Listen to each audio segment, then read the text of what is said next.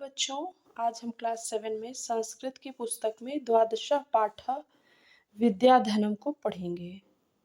पहले इस पाठ का नाम कल्पलतेव विद्या था। अब जो नई पुस्तक आ रही है उसमें उसका नाम विद्याधनम है। आइए हम इन सभी श्लोकों का हिंदी अनुवाद देखते हैं।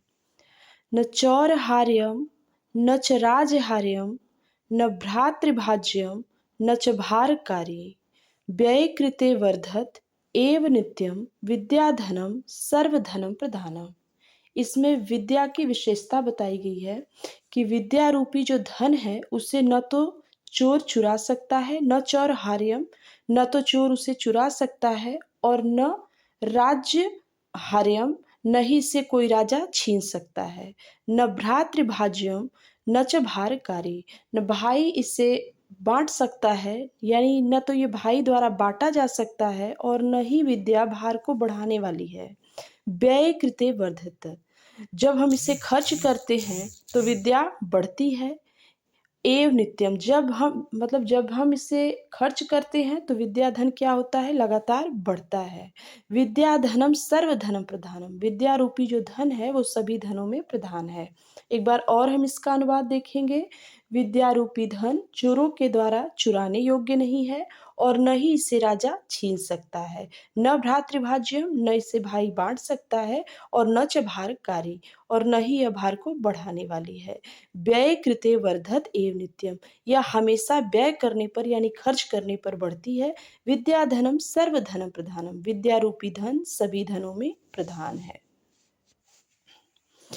हमारा दूसरा श्लोक है विद्या नाम नरस्य रूप अधिकम प्रछन्न गुप्तम धनम। विद्या भोग करी यशः सुख करी विद्या गुरुणाम गुरु।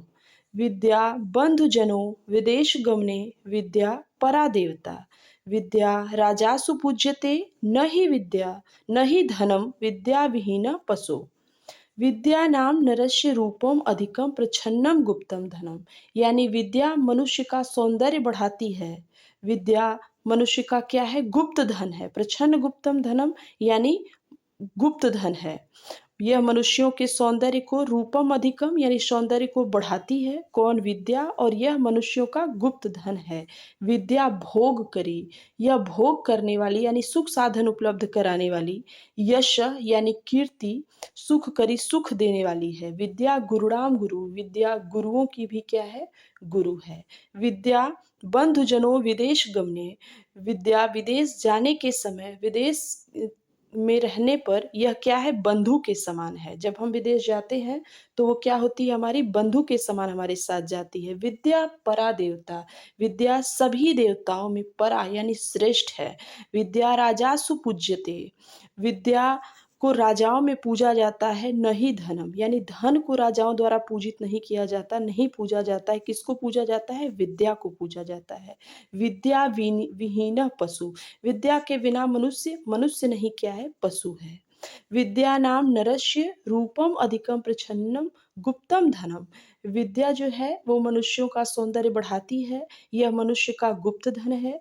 विद्या भोग देने वाली यानी सुख साधन बढ़ाने वाली, यश देने वाली यानी कीर्ति देने वाली, सुख करी सुख प्रदान करने वाली, और सभी गुरुओं की क्या है, गुरु है। विद्या विदेश जाने के समय हमारी बंधु है यानी मित्र है, और भाई बंधु है। और विद्या परा देवता, विद्या सभी देवताओं में श्रेष्ठ है। विद्या राजा सुपूज्यते, विद्या राजाओं में पूजित होती है, धन नहीं पूजा जाता। विद्या विहीन पशु, विद्या के बिना मनुष्य क्या है, पशु के समान है। हमारा अगला श्लोक है केयूरा न विभूषयन्ति पुरुषम हारा न चंद्रोज्ज्वला न स्नानम न विलेपम न कुसुमम नालंकृता मूर्धजा। वाणेका समलक करोति पुरुषम या संस्कृता धारते क्षीयन्ते अखिल भूषणानि सततम वागभूषणम भूषणम। केयूरा यानी बाजूबंद मनुष्य को सुशोभित नहीं करता, न ही चंद्रमा के समान उज्जवल हार सुशोभित करता है। मनुष्य को न तो कोई बाजूबंद और न ही चंद्रमा के समान सुंदर हार सुशोभित करता है। न कोई स्नान, न स्नानम, न तो कोई स्नान, न विलेपम यानी जो तरह तरह के लेप लगाए जाते हैं सुगंधित, न तो स्नान, न सुगंधित लेप, न कुसुमम, न तो फूल और नालंकृता मूर्धजा, यानी जो सुंदर तरीके से जो हम बाल बनाते हैं वो भी मनुष्य की शोभा नहीं बढ़ाता। तो फिर मनुष्य की शोभा क्या बढ़ाता है?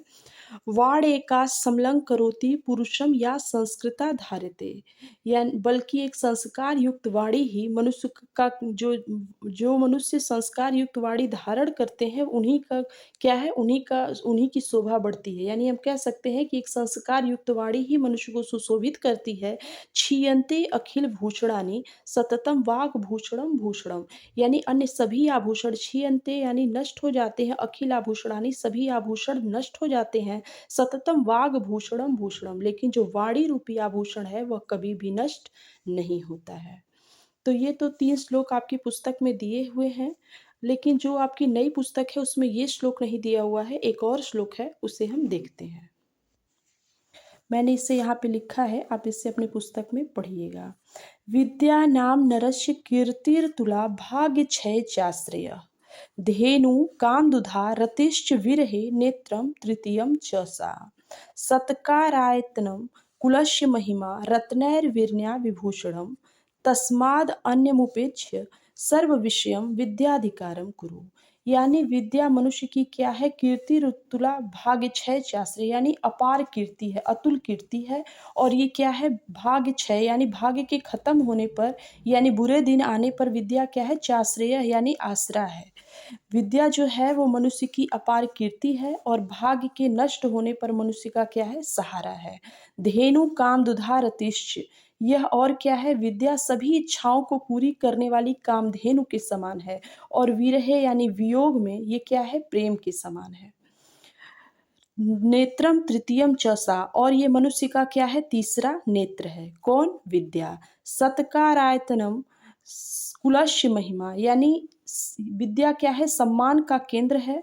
और क्या है? कुल की महिमा है।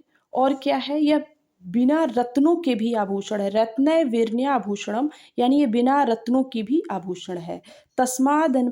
तस्माद अन्यमुपेक्ष्य सर्व विषयम, यानी अन्य सभी विषयों को छोड़कर विद्याधिकारम कुरु, हमें विद्या पर क्या करना चाहिए? अधिकार करना चाहिए हमें, यानी हमें विद्या सीखनी चाहिए, विद्या का प्रयोग करना चाहिए।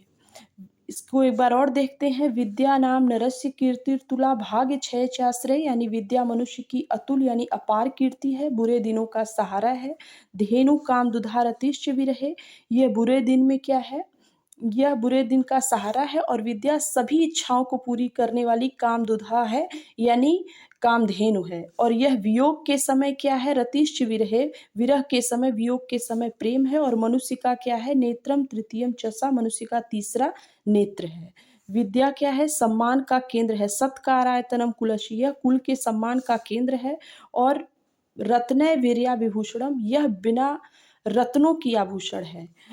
तस्माद अन्य मुपेक्ष सर्व विषयम, इसलिए हमें सभी विषय को छोड़ करके विद्या सर्व विषयम विद्याधिकारम कुरु, यानी सभी विषयों को छोड़ करके हमें विद्या के ऊपर क्या करना चाहिए? अधिकार करना चाहिए। तो मैंने बहुत अच्छे तरीके से आपको इस श्लोक का अर्थ बता दिया है। आप इस वीडियो के माध्यम से इसको बार बार पढ़िएगा और इसका जो हिंदी अनुवाद है उसे अपने शब्दों में करिएगा। धन्यवाद।